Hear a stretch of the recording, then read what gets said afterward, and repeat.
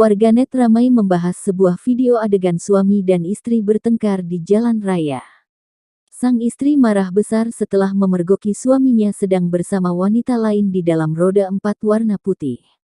Melansir Tribun Jatim, sang istri kemudian menghentikan sebuah mobil putih yang dikendarai laki-laki. Perempuan tersebut menghampiri mobil laki-laki yang kemudian pintu mobil sebelah kanannya dibuka. Terlihat perempuan tersebut mengambil kunci mobil tersebut yang diteruskan dengan adu mulut antar keduanya.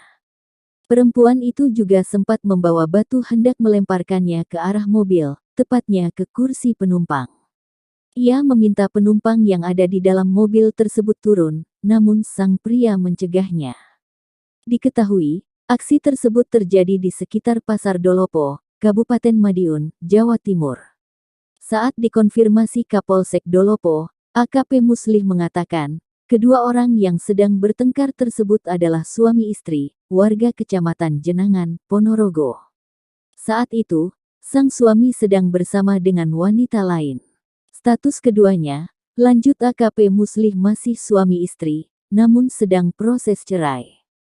Sempat dibawa ke Polsek, sudah diberi pengertian juga. Kita juga tidak bisa memproses kalau tidak ada yang melapor, karena itu delik aduan, lanjutnya. Karena mau menyelesaikan sendiri, keduanya lalu meninggalkan Mapolsek Dolopo tanpa laporan.